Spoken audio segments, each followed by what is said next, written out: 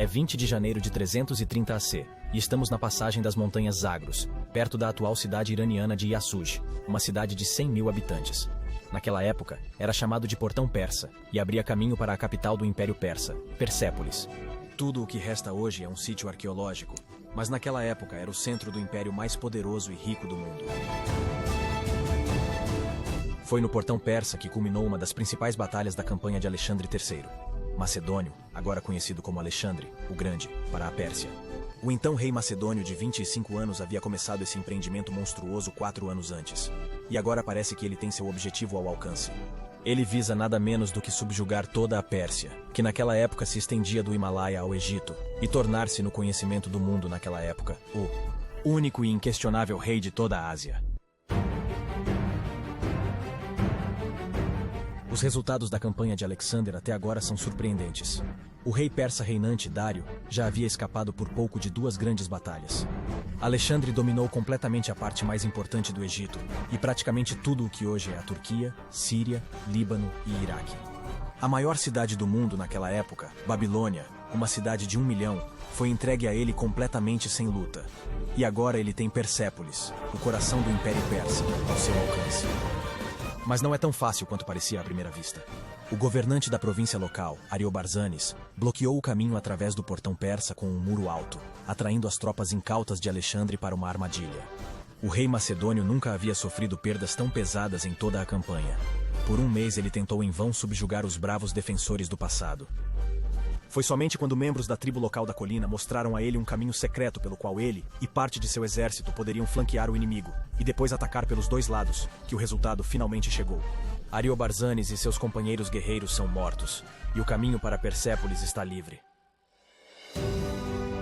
Aqui Alexander extrai um fabuloso tesouro do estado. Entre outras coisas, ele tem 5 toneladas de ouro enviadas daqui, o que o tornará o homem mais rico do mundo, e sua próxima campanha nunca precisará de financiamento de casa. Além disso, 4 meses depois, durante uma das noites de bebedeira descontroladas a que sempre se entregou, ele é persuadido a incendiar o magnífico Palácio Real. A parte mais preciosa da cidade será totalmente queimada, e seus soldados completarão o trabalho de destruição, podendo matar todos os homens e vender as mulheres como escravas. É incomum porque a própria cidade abriu seus portões para Alexandre, e ele sempre foi benevolente com essas pessoas. Mas aqui é um símbolo. 150 anos atrás, quando os persas derrotaram os gregos nas Termópilas e chegaram a Atenas, e Alexandre, que reivindica raízes gregas e seus milhares de soldados gregos, sabem disso muito bem. E agora, anos depois, a vingança está finalmente completa.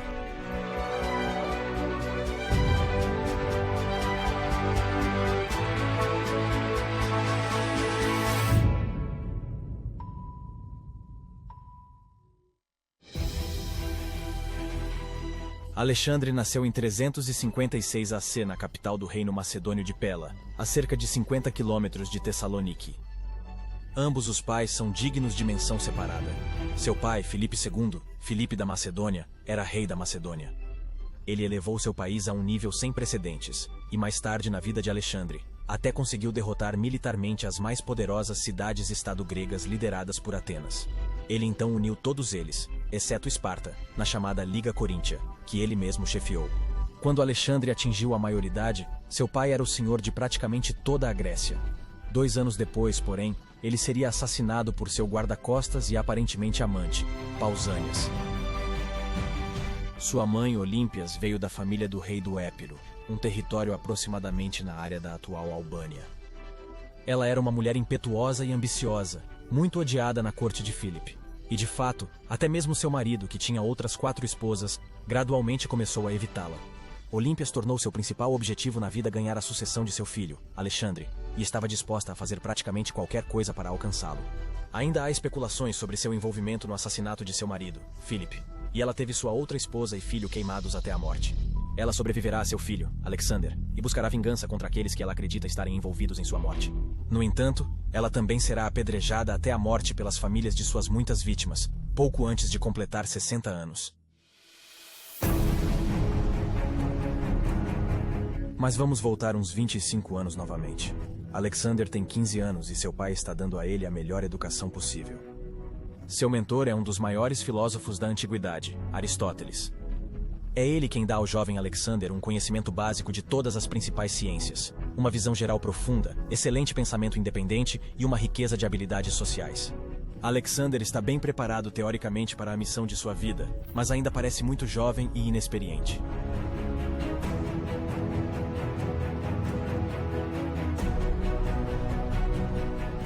No entanto, isso só é válido até a idade de 18 anos.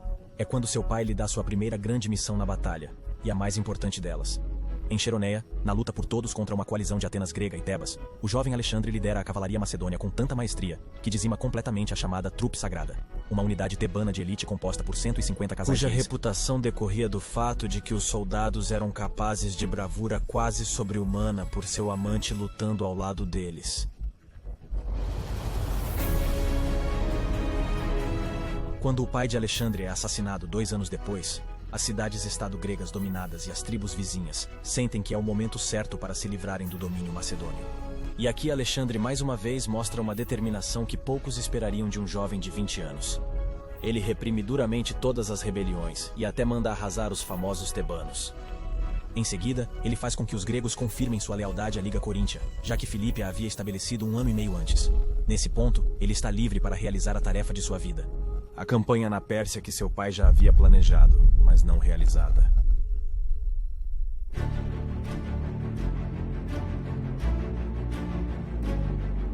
Alexandre navegou pelo Helesponto, atual Dardanelos, até a costa asiática em maio de 334 AC.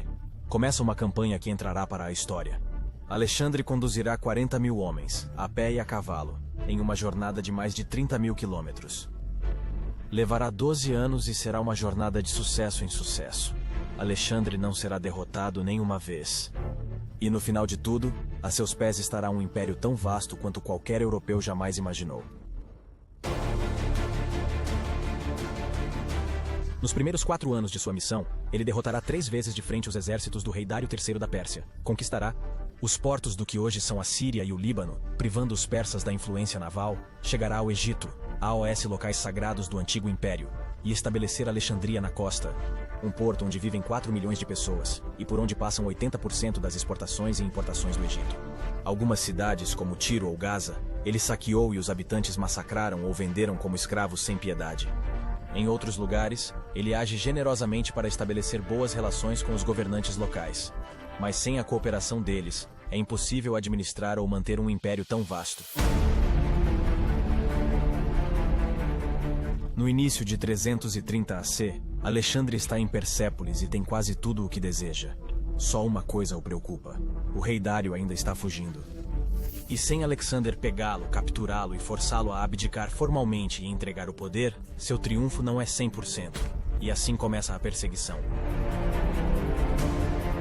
Isso leva Alexander para o norte, onde hoje é o Uzbequistão, o Afeganistão e o Paquistão. Aqui ele tem que enfrentar um problema até então desconhecido: o descontentamento de suas tropas. Os soldados e muitos dos comandantes consideraram toda a missão cumprida. E em vez de se arrastarem por regiões montanhosas inacessíveis, cada vez mais distantes do que estavam acostumados, ansiavam por ordens de retorno. E ainda mais quando descobriram que o rei persa estava morto.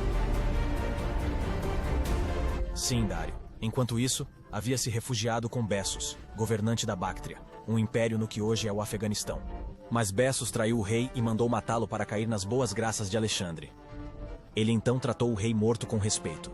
Ele teve seus restos mortais levados para o túmulo real e enterrado com todas as honras. Mas quando o traiçoeiro Bessos caiu em suas mãos, ele ordenou que suas orelhas e nariz fossem cortados, e então o crucificou, assim mutilado no local de sua traição.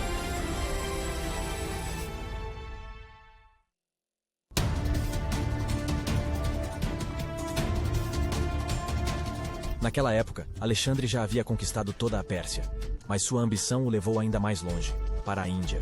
Há uma terra inexplorada e selvagem, não só exótica como também incompreensível para os europeus, cheio de guerras entre governantes locais e todos os tipos de perigos naturais. Aqui ele teve que enfrentar uma resistência tão feroz como dificilmente havia experimentado em sua campanha. Entre outras coisas, seus inimigos enviaram elefantes de combate contra ele, e o moral dos homens de Alexandre declinava constantemente. Ele próprio recorreu a crueldades cada vez maiores nesta difícil situação. Eventualmente, ele teve que abandonar seu objetivo de alcançar o grande mar exterior. Era simplesmente demais para suas tropas.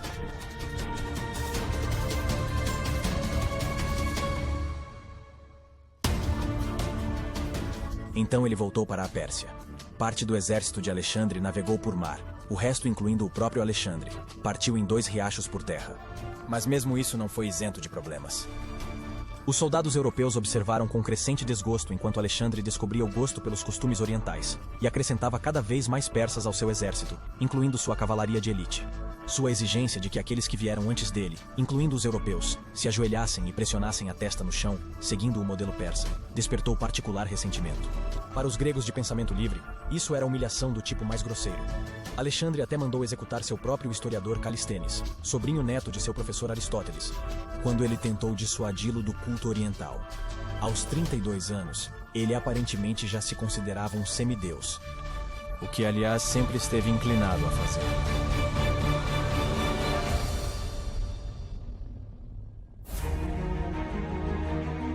Em 323 AC, Alexandre retorna à Babilônia. Ele começa a planejar uma nova campanha, desta vez para a Arábia, e depois para a Sicília, Itália e até Gibraltar. No entanto, ele adoece em maio e sua condição começa a piorar rapidamente. Exatamente o que estava acontecendo é incerto. Pode ter sido a febre do Nilo, os efeitos da bebedeira prolongada ou um dos muitos ferimentos que sofreu em batalhas nas quais nunca se conteve, mas sempre lutou à frente de seus homens. Ele também pode ter sido envenenado. De acordo com várias fontes, a planta branca venenosa do espirro misturada ao vinho ou o arsênico seriam os mais prováveis. De qualquer forma, um mês antes de seu 33º aniversário, em junho de 323 AC, Alexandre, o Grande, jaz em seu leito de morte na Babilônia, com seus principais oficiais reunidos ao seu redor. Eles têm apenas uma pergunta: quem governará seu império? Para as respostas mais fortes, o exausto Alexander. Estas são suas últimas palavras. E provavelmente podemos imaginar o que se seguirá.